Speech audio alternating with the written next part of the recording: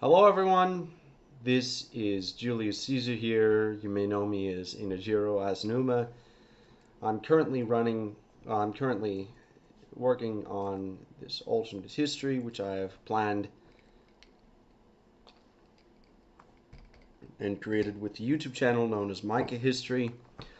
Please watch my videos. I hope, inshallah, Micah will make a text say to everyone, please watch Julius Caesar's videos. Again, if you do not watch my videos, this timeline will not make sense to you. It will sound like, it'll sound insane. Because not all the information has been set up.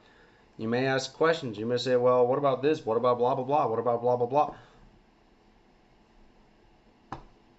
Maybe if you would watch my videos, you'd be able to understand the whole what about blah, blah, blah thing. So now that that is over and done with, thank God, let us look at episodes 1, which is going to be, well, episode 1, which is going to be it's going to be great.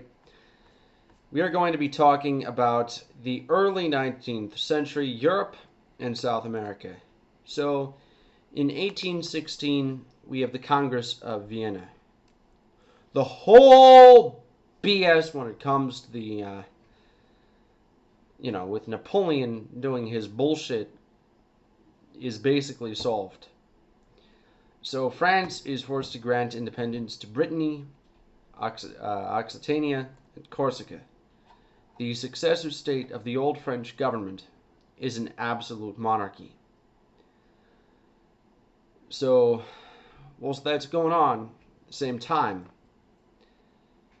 the Ottomans, they decide to continue their crusade against Islam. So the Ottomans are fighting Muslims, killing them, declaring holy victory for Christianity once again. You know how the Orthodox Christians are. They're not necessarily, the friendliest of peoples. So imagine insane Turkish nationals going, "Akipt Orthodox" online. And if you understand that reference, you will enjoy it. Hopefully, inshallah. Well, it is by 1821, the Great Islamic Jihad is declared. Arabia declares independence from the Christian tyrants oppressing the holy sites, and this gains them support from Morocco, Afghanistan, and Persia. Occitania joins the war to help the Ottomans fend off the Muslims, but they use it as an excuse to begin their conquest of Algeria. The Arabians march on Jerusalem from the south, while the Persians and Afghans advance from the north. In 1823, the Battle of Jerusalem occurs. Ottoman troops, they defend Jerusalem from the Islamic enemies, and, a little bit of context here. Remember Egypt, right? You know how they declared independence by Napoleon? Basically, they're allowed to continue their sovereignty and their nationalist existence. They remain a Coptic nation. And so, the Egyptians, this new Coptic nation, Ottomans are calling for Egyptian support. They join in, then they betray the Ottomans and declare themselves as new crusaders. They establish an independent Coptic state in control of Jerusalem and push the Arabs back south and the Persians back to the border. A peace treaty is signed between the Ottomans, Egypt, and the Qajars, allowing an Islamic state to exist in Arabia, whilst Egypt gains more power. So now let's talk a little bit about South America, because this is going to be somewhat interesting. So, South America. In the year 1814, the UK invades the Platte River Basin, but they're pushed back by the Argentines. This gives both the French and the Spanish Argentines pride, and this makes them realize that they do not need Europeans to defend them. By 1818, Argentina declares independence from Spain and takes over French Argentina and Uruguay. 1819, inspired by Argentina, Colombia, Venezuela, and Paraguay declare independence as well. By 1820, Spain reconquers Venezuela, and, well, Venezuela gains independence again a year later. And then Spain reconquers Venezuela again. Then they gain independence. So, complete insanities. So, yeah. Just notice that Venezuela and Spain keep fighting for a while. By 1823, Argentina begins enforcing the Spanish language and culture. Due to, well, by 1823, that happens. And, of course, we all know the reason why. Napoleon is a shitfuck. They want no more Napoleons, so they want to send to the French. This angers the French, and they begin a rebellion against the Argentine government, called La Platte.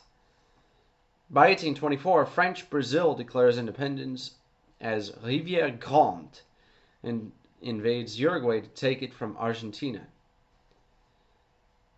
And La Platte. Spain reconquers Colombia.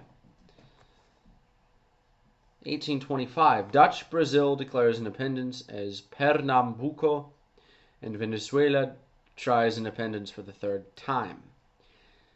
1826, Chile declares independence. 1827, Gran Colombia is formed with both Colombia and Venezuela.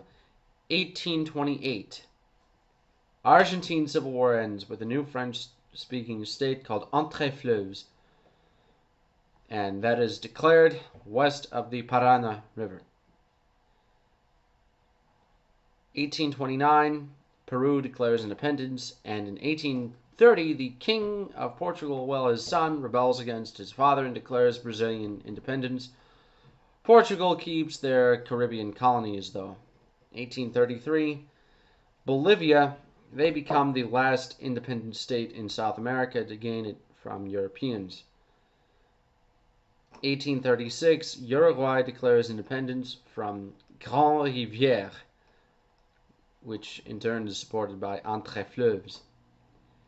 That's in 1836. In 1838, Entre-Fleuves invades Argentina, taking their coastline and capital. In the 1840s and 1850s, Spanish speakers in the conquered Argentine land, tired of oppression, they move south. And they declare a new state called Buenos Aires as an insult to the insanities that have occurred there. So, this is it for episode 1, mashallah. Very soon we will be doing episode 2, episode 4, episode 6, episode 8, and this is going to be really fun. You guys are going to love it. It is absolutely amazing, and